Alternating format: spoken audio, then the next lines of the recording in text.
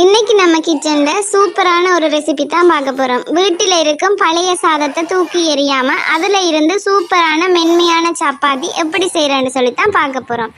வாங்க வீடியோக்குள்ள போகலாம். Hi everyone, welcome to Rechu Kitchen. Today we're cooking something yummy. Let's go. பாருங்க, நான் ஃபர்ஸ்ட்டுக்கு 2 கப் பழைய சாதம் தான் எடுத்துருக்கிறேன். அதாவது சோறு எடுத்துருக்கிறேன். ஒரு சின்ன கப்பால் இதில் ஒரு அரை முடி தேங்காய் எடுத்துருக்கிறேன். பல்லா கட் பண்ணி வச்சுருக்கிறேன். பழைய சாதம் இருந்தால் சூப்பரான சப்பாத்தி ரெடி பண்ணிடலாம். நான் உங்களுக்கு எப்படி செய்கிறேன்னு சொல்லி காட்டுறேன். ஃபர்ஸ்ட்டுக்கு இந்த தேங்காயை அரைக்கணும். இப்படி பூ மாதிரி தண்ணி சேர்க்காம அரைச்சிட்டு இதில் இந்த சாதத்தை நாங்கள் சேர்த்துக்கொள்ளுவோம். இது நான் ஒரு சின்ன கப்பால் 2 கப் சாதம் எடுத்துருக்கிறேன். உங்களுக்கு அதிகமாக வேணுமென்றாலும் சேர்த்துக்கொள்ளலாம். பட் நான் 2 கப் தான் எடுக்கிறேன் மீதமான சாதத்தை. இதில் தண்ணி சேர்த்து நல்லா க்ரீமியாக வர மாதிரி நல்லா அரைச்சி எடுத்துக்கொள்ளுங்க. கொஞ்சம் கொஞ்சமாக தண்ணி சேர்த்து நல்லா அரைச்சி எடுத்துக்கொள்ளுங்க. இதில் சேர்க்கிற தண்ணியே உங்களுக்கு சப்பாத்தி குழைக்கிறது காணும். நீங்கள் எக்ஸ்ட்ராவாக தண்ணி எதுவுமே சேர்க்க தேவையில்லை. நான் உங்களுக்கு செய்யும் போதே காட்டுறேன். பாருங்க, இப்படி இந்த பதத்துக்கு நல்லா அரைச்சிட்டு வந்துடுங்க.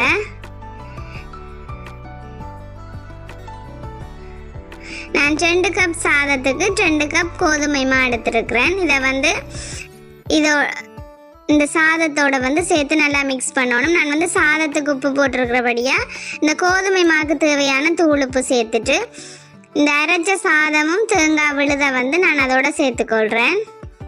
சேர்த்துட்டு இந்த மாவோட கொஞ்சம் கொஞ்சமாக நல்லா பிசைஞ்சிடுங்க. சப்பாத்தி மாவு எவ்வளோ சாஃப்டாக வருமோ அந்த அளவுக்கு நல்லா பிசைஞ்சிடுங்க. இதில் தண்ணி எதுவுமே சேர்க்க தேவையில்லை. நீங்கள் நல்லா பிசைஞ்சு எடுத்துட்டு காணாட்டி சேர்த்துக்கொள்ளலாம். பாருங்க, நான் குழைக்கிற மாதிரியே நல்லா அந்த கோதுமை மாவோட கலந்து குழைச்சிடுங்க.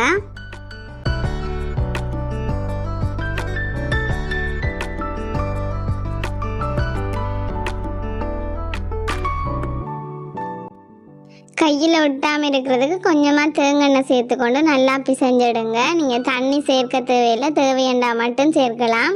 நான் இது வரைக்கும் தண்ணி சேர்க்க இல்லை, குழைச்சி கொண்டு தான் இருக்கிறேன். நல்லா எந்த அளவுக்கு குழைக்கணுமோ அந்த அளவுக்கு நல்லா சாஃப்டாக மிக்ஸ் பண்ணி எடுங்க.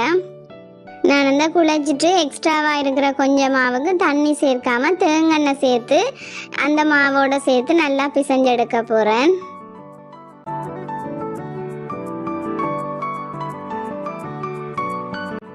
பாருங்க, இதே மாதிரி பிசைஞ்சு எடுத்துட்டு கையில் நல்லா எண்ணெய் கொஞ்சம் எடுத்துட்டு நல்லா அமர்த்தி விட்டு நல்லா சாஃப்டாக குழைச்சிடுங்க.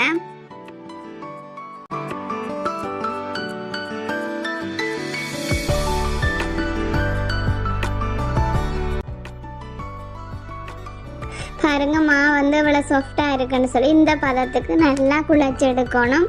மாவை நல்லா அடித்து குழைச்சி எடுத்தீங்கன்னா சரி. பாருங்கள், நான் அமர்த்தியே காட்டணும் எவ்வளோ சாஃப்டாக இருக்குன்னு சொல்லி. சூப்பராக சப்பாத்திக்கு மாவு ரெடி பண்ணிட்டோம்.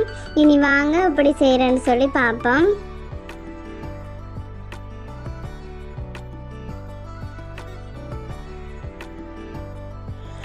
இன்னும் கொஞ்சம் எண்ணெய் பூசிக்கொள்ளுங்க மாவில். எண்ணெய் பூசிட்டு அப்படியே மாவை ஒரு 10 நிமிஷம் அந்த மாவு எண்ணெயிலேயே ஊறணும். 10 நிமிஷத்துக்கு மூடி விடுங்க. நான் மூடையில் கொஞ்சத்துக்கு அப்படியே விட்டுட்டு பாருங்க, இப்படி போல் ஷேப்புக்கு உருட்டி எடுத்துக்கொள்ளுங்க. நீங்கள் அப்படி மூடாமல் உடனே சுட போகிறனாலும் அந்த சப்பாத்தி உங்களுக்கு சாஃப்டாக தான் வரும்.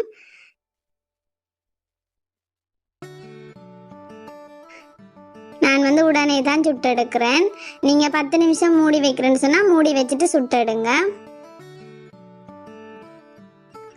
கொஞ்சமாக கோதுமை மாவை 2 பக்கமும் அந்த மாவில் புரட்டி எடுத்துட்டு அதை அப்படியே சப்பாத்தி கட்டையில் வச்சு தேய்ச்செடுங்க.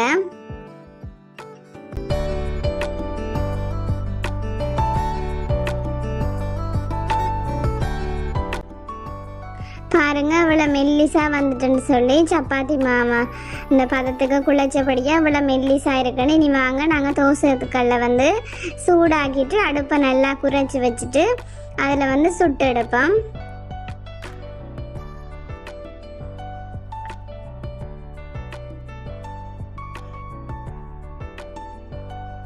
பாருங்க பொம்மி கொண்டு வருது. 2 பக்கமும் போட்டு எடுத்தீங்கன்னு சொன்னால் சூப்பரான சப்பாத்தி வந்து ரெடி ஆயிரும். நல்லா சாஃப்டாக இருக்கும். கண்டிப்பாக ட்ரை பண்ணி பார்த்துட்டு எப்படி இருக்குன்னு சொல்லி கமெண்டில் சொல்லுங்கள். 2 பக்கமும் மாறி மாறி வேக விடுங்க.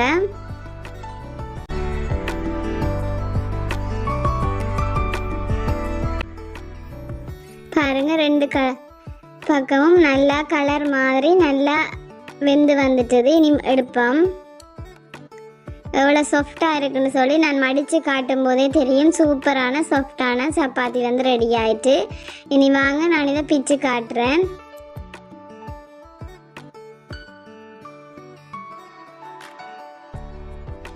பாருங்க அந்த பிக்கும் போதே உங்களுக்கு அந்த சாஃப்ட்னஸ் வந்து எப்படி இருக்குன்னு பாருங்க.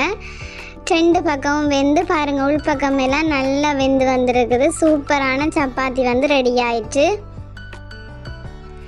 பழைய சாதம் இருந்தால் வேஸ்ட் பண்ணாமல் இதே மாதிரி செய்து கொடுங்க. உங்களோட பிள்ளைகளுக்கு வந்து ரொம்பவே பிடிக்கும். அம்மாக்களோட க்ரியேட்டிவிட்டியை வந்து சமையலில் தான் காட்டணும். அதனால் மிச்சமாக போகிற சாப்பாட்டை வந்து வேஸ்ட் பண்ணாமல் இப்படி செய்து கொடுத்து பாருங்கள். ரொம்பவே ஹெல்த்தியாக இருக்கும். ஓகே, சூப்பரான சப்பாத்தியும் மீன் குழம்பும் நாங்கள் சாப்பிட போகிறோம். இந்த வீடியோ பிடிச்சிருந்தா லைக் பண்ணுங்கள், கமெண்ட் பண்ணுங்கள், ஷேர் பண்ணுங்கள். மறக்காமல் ரெச்சி கிச்சனை வந்து சப்ஸ்கிரைப் பண்ணிக்கொள்ளுங்க. இது போல் புது புது க்ரியேட்டிவிட்டியான வீடியோக்களை பாருங்கள். Okay, thank you. நெக்ஸ்ட் வீடியோவில் சந்திப்போம்.